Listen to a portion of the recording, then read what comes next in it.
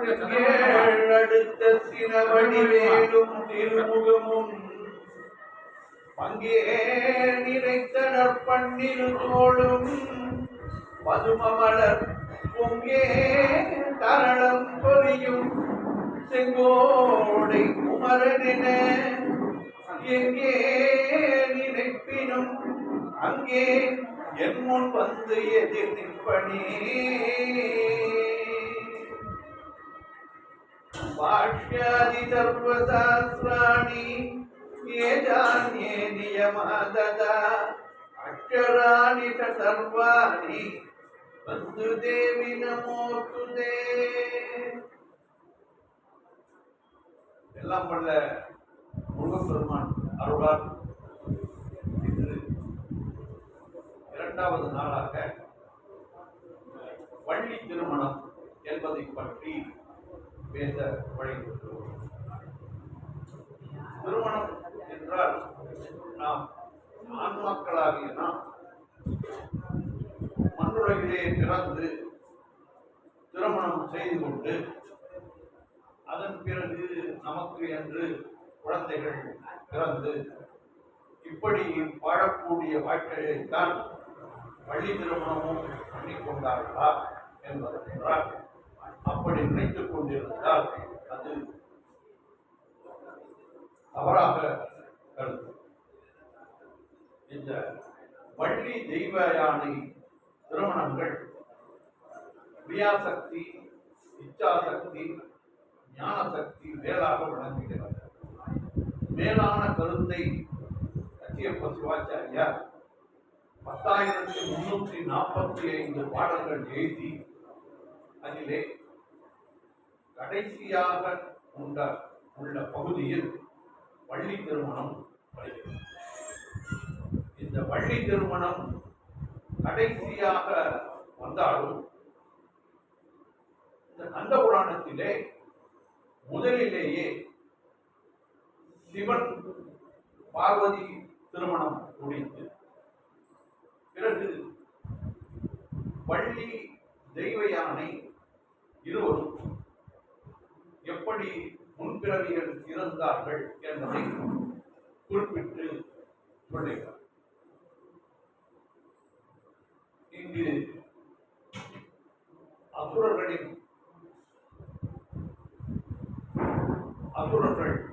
3 பேரும் கொடுமை இழைத்து வந்ததால் அதை போக்க வேண்டி மன்மதன் பிரம்மாவும் சொல்லி போய் அதை சிவபெருமான் மேல் மலரம்புகளை வந்ததால் அவர்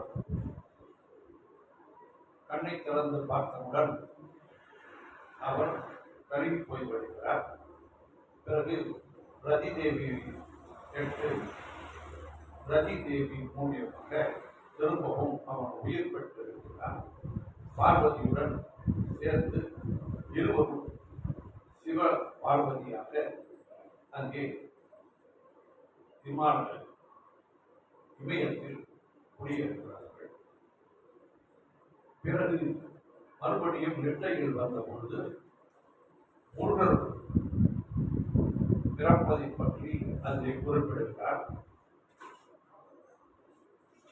அங்கே என்னவென்றால் இந்த முருகன் பிறப்பதற்கு காரணம் இந்த அசுரர்களை முதலிலேயே சிவபெருமான் அவர்களுக்கு வரம் அளித்து விட்டார். எங்கு வேண்டுமானாலும் செல்வதற்கு ஒரு இந்திரஜாலத்தை உடம்பு இரும்பு போல் இருக்க வேண்டும் என்ற உடம்பு மற்றும் 1008 அண்டங்களை நாங்கள் ஆள வேண்டும் என்றும் 108 யுகங்கள் வாழ வேண்டும் என்றும் கேட்டது எல்லா வரத்தையும் அளித்தவர் சிவபெருமான் அவர்களுக்கு கொடுத்துவிட்டு, சிவபிரானே, உங்களை வெல்வதற்கு என்னுடைய சக்தி கொண்ட ஒருவர் தான் உங்களை வெல்ல முடியும் என்றும் அதிலே குறிப்பிடப்படுகிறார். இதிலே சூரபத்மன் நான் அப்படி இருந்தால் உங்களுடனேயே இருக்க வேண்டும் என்று கேட்டுக்கொள்கிறார். மற்றவர்களும் அப்படியே விருப்பம் தெரிவிக்க அவர்களுடைய ஆட்சி நடந்து கொண்டிருக்கிறது. எல்லோரையும் துன்புறுத்துகிறார்கள். அதிலே விஷ்ணு பிரம்மா என்று பாகுபாடு கிடையாது. ருத்ரர்கள் தேவர்கள் எல்லாரையும் இந்திரன் அவரால் ஒன்றும் தொந்தரவு வராது என்று நினைத்து அவரை விட்டுவிட்டான். இந்திராணியும் அவரும். இந்திராணி அழகாக இருப்பாள். ஆகையால் இந்த சூரனுடைய தங்கை அவளை பார்த்து அந்த அவளை கவர்ந்து போகும் பொழுது ஐயனார் அவருடைய கையை வெட்டி விடுகிறார். இப்படியெல்லாம் அதிலே கதை வருகிறது. பிறகு இந்த மன்மதன் சிவபிரானிடம் மலர்பானம் பெற்றவுடன் அவர் எல்லோரையும் கூப்பிட்டு, என்ன எதற்காக வந்தீர்கள்? நாங்கள் இவ்வளவு காலம் துன்பப்படுகிறோம், உங்களுக்கு எங்களால் பொறுக்க முடியவில்லை. நாங்கள் அமிர்தம் குடித்ததால் இறக்கவும் முடியவில்லை என்று தெரிவிக்கிறார்கள். நீங்கள் தட்சனுடைய யாகத்தில் கலந்து கொண்டு தட்சன் சிவநிந்தனை பண்ணினதால் அவருடன் நீங்கள் சேர்ந்து இறந்ததால் இந்த துன்பத்தை அனுபவித்துக் கொண்டிருக்கிறீர்கள். தீதும் நன்றும் பிறர் தரவாரா என்ற கொள்கையிலே முற்பகல் செய்யும் பிற்பகல் விளையும் என்பதையும் அவர் குறிப்பிட்டு, கவலைப்படாதீர்கள், உங்களுக்கு அப்படி ஒரு மைந்தனை உருவாக்குகிறேன். அவர்களை சிவபிரான் நீங்களே வர வேண்டும் என்று கூற முடியாது. இந்த மும்மூர்த்திகளிலே விஷ்ணு பிரம்மா ருத்ரன் இவர்கள் திருமூர்த்தி என்று சொல்லுவார்கள். சிவனுடைய லோகத்திலே அவர்கள் திரிபவர்கள். சிவன் அங்கேயே உட்கார்ந்திருப்பார். அப்பொழுதுதான் இந்த வேலைகள் எல்லாம் ஆகும். இந்த முதலாளிகள் எப்படி உட்கார்ந்திருந்தால் தொழிலாளிகள் வேலை பார்ப்பார்கள். அவர்கள் பக்கத்தில் வந்து நின்றால் விறுவிறு என்று வேலை நடக்கும். அவர் போய்விட்டால் வேலை நின்றுவிடும். இப்படியாகத்தான் இருக்கும். இந்த சிவபெருமான் உங்களுக்கு வேண்டி அவர் தன்னுடைய நெற்றிக்கண்ணை திறந்து அவருக்கு 5 ஒன்றும் 6 முகம் உண்டு. ஒரு அதோமுகம், அது கீழ் நோக்கி இருக்கும். அந்த முகத்தையும் சேர்த்து ஒவ்வொரு கண்ணிலிருந்து தீப்பொறிகள் பற்றி அது ஆகாயத்தில் நின்று அதை எல்லாம் திரட்டி வாயுவின் கையிலே கொடுக்கிறார். வாயுவின் இடமிருந்து அக்னி மாஞ்சிக் கொள்கிறார். அவர் அந்த சூடையும் தாங்காமல் கங்கை நீரிலே உட்படுத்துகிறார். நீர் பற்றி மீண்டும் சரவண பொய்கைக்கு வந்துவிடுகிறது. ஆகவே தீ, ஆகாயம், காற்று, தீ, மண், நீர், இந்த 5 பூதங்களும் சேர்க்கையாக சேர்ந்து அங்கே சரவண பொய்கையிலே 6 குழந்தைகளாக உருவெடுத்த அங்கே ஒளி பிழம்பாக வந்ததால் ஒரு குழந்தையாக வருகிறது. அவரை காப்பாற்ற வேண்டி கார்த்திகை பெண்களை அனுப்பி அந்த கார்த்திகை பெண்கள் எனக்குத்தான் சொன்னார்கள் இந்த குழந்தையை பார்க்க சொல்லி என்று ஆளுக்கு ஒரு பக்கம் இழுத்து 6 குழந்தையாக மாறி அவர்கள் ஒவ்வொரு குழந்தையும் ஒவ்வொரு சேட்டையாக பண்ணிக்கொண்டிருக்கிறது. பிறகு கைலாசத்திலிருந்து நம் குழந்தையை பார்க்கலாம் என்று பார்வதியும் பரமசிவனும் வந்து அந்த குழந்தையை அணைக்கும் பொழுது அந்த 6 குழந்தையை ஒன்றாக சேர்த்து 6 முகங்களோடு அந்த குழந்தையை முருகனை ஒன்றாக்கி வருகிறார். இப்படி அதிலே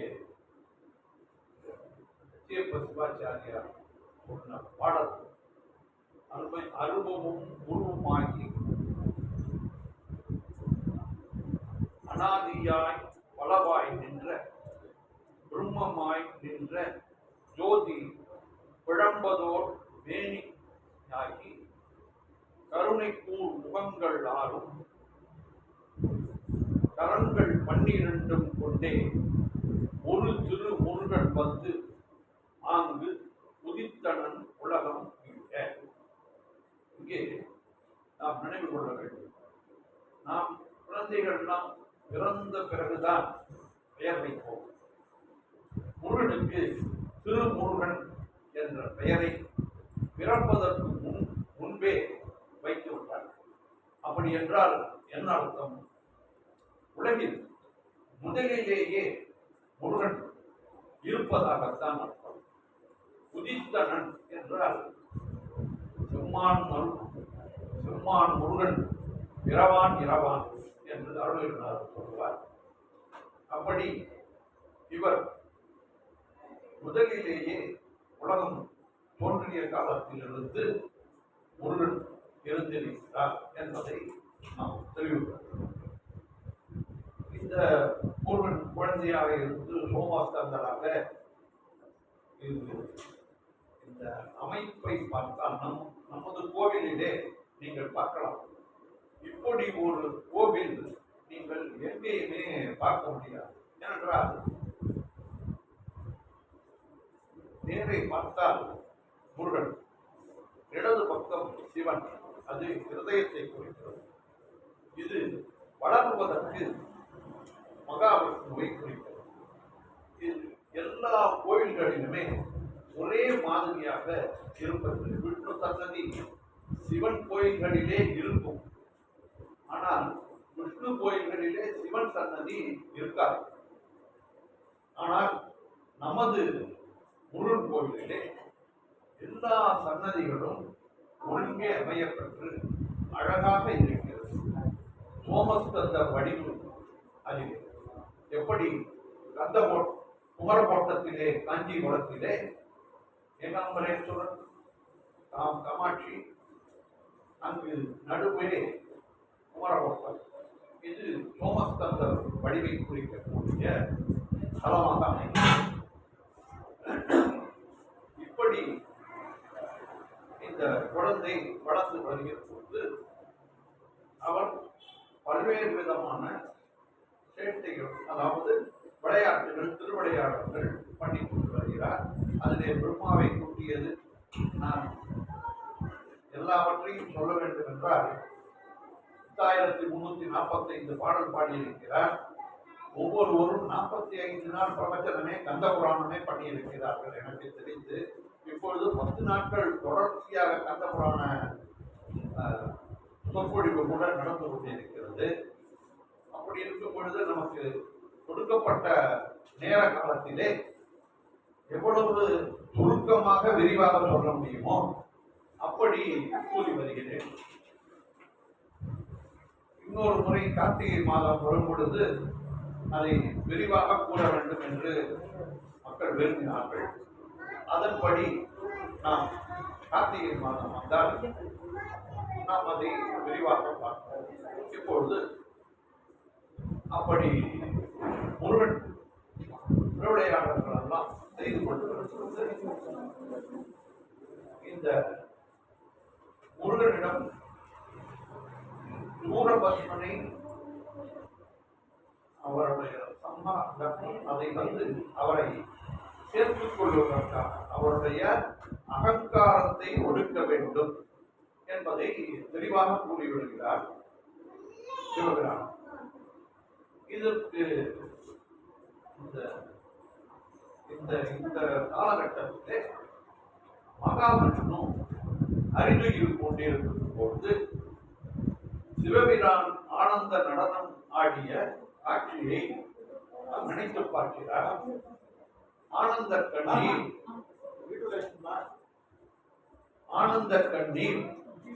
பெருகி ஓடுகிறது. அப்படி ஆனந்த கண்ணீர் என்பது கண்களில் ஓரமாக வருவது ஆனந்த கண்ணீர், அழுகை வருவது உள்பாகமாக வரும். ஆனந்த கண்ணீரிலே உப்பு இருக்காது, அழுகையிலே உப்பு இருக்கும். குழந்தைகள் 6 மாதம் வரை அழுதால் நீர் வராது, கண்ணீர் வராது. இந்த ஆனந்த கண்ணீர் வந்தவுடன் அதன் மூலியமாக இந்த 2 கண்ணீர்கள் வந்ததிலே அப்பொழுது அந்த ஆனந்த கண்ணீரில் இருந்து 2 பெண்களை உருவாக்குகிறார். அமுதவள்ளி, சுந்தரவள்ளி என்று இருவருக்கும் பெயரிட்டு இந்த மகாவிஷ்ணுவே வளர்த்து வருகிறார். வேத ஆகமங்களை ஓதாமலேயே அவர்கள் அறிந்து கொள்கிறார்கள். ஏனென்றால் வேத ஆகமங்கள் அறிந்தவர் மகாவிஷ்ணு. அவர் மூலியமாக வந்த குழந்தைகளுக்கு, மீன் குஞ்சுகளுக்கு நீந்த கற்றுக் கொடுக்க வேண்டாம் அல்லவா? அதுபோல் இந்த குழந்தைகள் வேதாகமங்களை நன்றாக தெரிந்து அறிந்து மனதிலே அதை வைத்து வாழ்ந்து கொண்டு வருகிறார்கள். அப்பொழுது மகாவிஷ்ணு கூறுகிறார், நீங்கள் திருமணம் செய்து கொள்ள வேண்டியது என்றால் முருகரைத்தான் நீங்கள் திருமணம் செய்து கொள்ள வேண்டும் என்று கூறுகிறார். சரி, அவர் எப்படி இருப்பார், என்ன ஏது என்று கேட்டு தெரிந்து கொள்ளலாம் என்று பார்த்தால், நீங்கள் அவரை தினமும் நினைத்து தியானத்தில் இருந்து நீங்கள் உண்மையாக அவரை நினைத்துக் கொண்டிருந்தால் அவரே நேரே வருவார். உங்களுடைய தவ பலத்தில் தான் அவர் வருவார். ஞானத்தின் முடிவு மௌனத்தின் எல்லை என்பார். மௌனமாக இருந்தால் ஞான வரம்பு வந்துவிடும். அப்படி 12 வருடங்கள் அவர்கள் தவம் இருந்தார்கள். முருகர் பிரத்யட்சமாகி அந்த 2 பேர்களும் உங்களுக்கு என்ன வேண்டும், எதற்காக என்னை நினைத்து நீங்கள் இவ்வளவு காலம் தவம் இருந்தீர்கள் என்ற பொழுது அந்த இருவரும் நீங்கள் எங்களை திருமணம் செய்து கொள்ள வேண்டும் என்று வெளிப்படையாகவே கூறிவிடுகிறார்கள். என்னவென்றால் இதிலே அவர்களுக்கு முருகனுடைய அவதாரம் இந்த சூர சம்ஹாரம் நிகழ்வதற்காகத்தான் என்பது தெரியாது. அப்பொழுதே அவர் திருமணம் செய்து கொள்ளலாம் என்றால் நடந்திருக்கலாம். ஆனால் அருள் வடிவான பெண்களை மணந்து கொண்டால் சூர சம்ஹாரம் நடக்காது. ஆகையால் அவர் தவணை கொடுத்து விடுகிறார். இந்த இப்பொழுது நீங்கள் கேட்டது சரி, ஆனால் திருமணம் இப்பொழுது செய்து கொள்ள முடியாது. அக்கா, அதாவது அமுதவள்ளி, நீங்கள் தேவலோகம் சென்று இந்திரனோடு இருங்கள். இங்கே காட்டிலே நீங்கள் வனத்திலே நீங்கள் பிறந்து அங்கே வசித்து வரும் பொழுது வேடர்குல பெண்ணாக வசித்து வாருங்கள். அப்பொழுது நான் உங்களை திருமணம் தக்க நேரத்திலே செய்து கொள்கிறேன் என்று கூறிவிட்டு அவர் மறைத்து விட்டார். இந்த திருமணம் செய்து கொண்டால் அதிலே 5 விதமான இடத்தை பார்க்க வேண்டும். மாப்பிள்ளையை பொறுத்தவரை அவர் கல்வி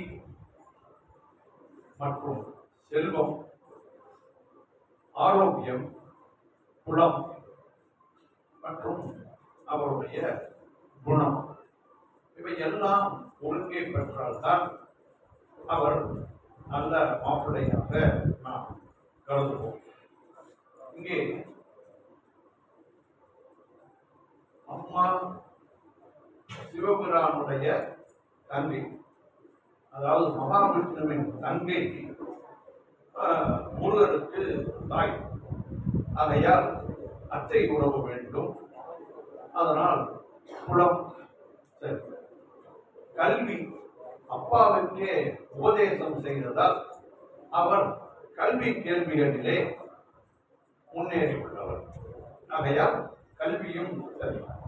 செல்வம் என்று பார்த்தால் வெள்ளிமனை, சொர்ணமனை, தங்கமனை எல்லாம் இவரிடம் இருக்கிறது. செல்வமும் இருக்கிறது. அழித்தரும் வள்ளல் குணம் மற்றும் யாரையும் எதற்காகவும் கடிந்து பேச மாட்டார். எந்த பொருட்டும்